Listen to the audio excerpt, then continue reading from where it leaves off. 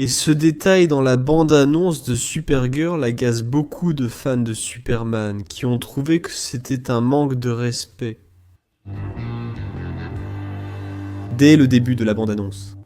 Crypto, le super chien, fait un énorme pipi et mouille un journal où il y a un article et une photo de l'homme d'acier. Et beaucoup de fans se sont révoltés, disant que cela aurait pu être, par exemple, une photo de Lex Luthor ou une photo d'un autre personnage. Mais pas de Superman. Ce qui a été une façon pour James Gunn de tout simplement, une fois de plus, démoraliser l'homme d'acier. Je pense que c'est une discussion un peu superficielle, non? D'abord parce que Superman n'est pas une personne, tu vois, qu'on a besoin de défendre. Et même si c'était une personne, je pense qu'il n'aurait besoin de la défense de personne. Parce que c'est un super-héros. Donc je pense que Superman peut régler ses problèmes tout seul. Dans le contexte du film, Krypton, on sait comment est Krypton. D'ailleurs, au début de la bande-annonce, il fait Cryptis. Il fait tomber la bouteille, qui coule, et fait sauter un fusible là-bas. Ça provoque un court-circuit. Krypton est un chien à problème.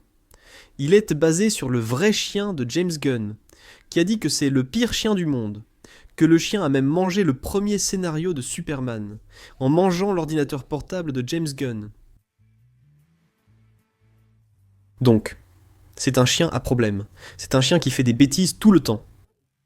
Et quand il fait pipi sur le journal, Supergirl dit même « Oups, félicitations, tu as presque visé le journal cette fois. » D'accord. Ça pourrait être juste un journal sans importance, mais ce journal raconte aussi une histoire. Parce que la photo de Superman est grande, son titre est grand aussi. Il a sauvé la ville d'une menace nucléaire. À côté, il y a une photo de Supergirl. As-tu vu où il est écrit qu'elle a sauvé des chatons? Et sauver des chatons, c'est même un cliché de super-héros, non? Sauver le chat, d'ailleurs Superman. Dans le film Superman de 78, il sauve un chaton dans un arbre, et ensuite Krypton fait pipi sur eux deux. En fait, il vise Superman, mais ensuite il court vers elle. Donc, si c'était une offense personnelle contre l'homme d'acier, ça tombait aussi sur elle. Mais ça, c'est dans le film, non? C'est un chien à problème. C'est un chien qui fait tout de travers. C'est un chien qui est un chien. Parce qu'il y a cette confusion, je pense, depuis Superman, que je crois que les gens n'ont pas compris ou ne veulent pas comprendre. Krypton n'est pas un chien intelligent. Ce n'est pas un chien avec une intelligence humaine. Ce n'est pas ce Krypton dont tu te souviens dans Super Pets qui parle. Il a des instincts animaux, il a des instincts de chien, même s'il a... Il était plus intelligent que les autres chiens, mais n'a ni intelligence, ni ruse, ni malice humaine. Il est un chien sous tous les angles. C'est un chien à tous égards. Il réagit donc comme tel. Il joue comme un chien, il cache des choses comme un chien, il fait caca et pipi comme un chien. Et seuls ceux qui ont marché pieds nus sur une crotte de chien en pleine nuit savent à quel point on peut les détester. Et savent à quel point ça leur est égal. De savoir si on va sortir en pleine nuit pour boire de l'eau ou pas. Il laisse à la fille exactement sur le chemin où tu passes. Et il détruit ce truc que tu aimes, l'ordinateur, où il y a le scénario de Superman. Ils savent faire le mal par instinct, pas par pure méchanceté, simplement. Oh, Krypto ne méprise pas Superman, c'est pour ça qu'il a fait le style dans le journal, en fait. Il a juste fait le journal.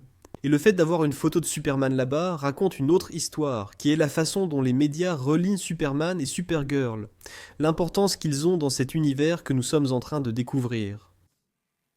Et je dirais même plus, si ça se trouve, c'est Superman lui-même qui a conçu cet article et mis en page cette couverture, parce que c'est encore pire. Donc, dans l'histoire, Krypto, le chien a problème, agit et réagit comme un chien, donc on ne peut pas dire qu'il déteste Superman. Il s'est mêlé au chien et c'est un chien à problème, mal dressé, parce qu'il a été dressé par Supergirl, qui est une fille à problème. Il a adopté son style et lui ressemble un peu plus. Maintenant, en dehors de l'histoire. On peut dire que James Gunn n'aime pas Superman et qu'il est en train de le déconstruire dans le sens où il lui enlève l'invulnérabilité, même émotionnelle, attendue du personnage. Certains, et moi y compris, estiment que James Gunn déconstruit l'infaillibilité de Superman.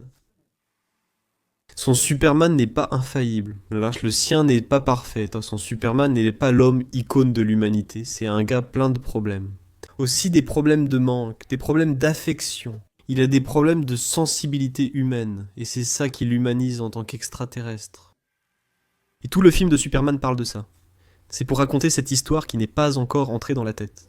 Parfois, mais quand non, on ne veut même pas que ça entre dans la tête. Surtout parce qu'on veut renvoyer James Gunn. Donc, pour renvoyer James Gunn, il faut rejeter tout ce qui porte sa signature, même si ça a du sens. Pas dans ma tête, pas dans ce que je voulais, parce que ce n'est pas ce que je voulais. Ça je comprends, mais ça a du sens dans le concept qu'il est en train de créer. Krypto ne fait rien de différent dans cette bande-annonce par rapport au film de Superman. Ce n'est pas un personnage différent malgré le changement de scénariste et réalisateur. Il reste le même, avec les mêmes actions et bêtises. Et peu importe si c'est Superman, il le fait avec n'importe qui. Comme il l'a fait avec plusieurs personnages, aussi bien Lex Luthor que Monsieur Incroyable, dans le film de Superman. Mais jusqu'ici, je ne vois aucune humiliation. Pauvre Superman, c'est déjà décidé. Krypto pourrait faire ça dans la botte de Superman. Ce que je pensais être dans le concept, c'est dans le concept. Ah, ce n'est pas faire pipi sur une photo de Superman. C'est comme traiter Batman de fasciste. D'abord, celui qui a traité Batman de fasciste, c'est l'oncle fou du scarabée bleu. L'oncle fou, qui a été établi comme un oncle fou complotiste. Et il a dit que Batman est un fasciste. Maintenant, si Lois Lane écrit à la une du Daily Planet que Batman est un fasciste, c'est une autre histoire. Là, ça a un autre poids dans l'intrigue. Maintenant qu'un oncle fou dise que Batman... C'est comme le pacificateur. Dire que c'est Aquaman avec les poissons, ou que Green Lantern est obsédé par le vomi. C'est juste un fou qui raconte des bêtises, qui répand des rumeurs, alors voilà les gars. Ne vous inquiétez pas, Superman va bien. Il est heureux, il aime toujours Krypto, et Krypto reste simplement Krypto. Et c'est de ça que je voulais parler avec vous. A plus, à bientôt, à tout de suite, salut. Voici un contenu de Quatroquaza. La chaîne publie au moins 3 vidéos par jour, toute la semaine. Si vous avez aimé, voici d'autres suggestions à voir.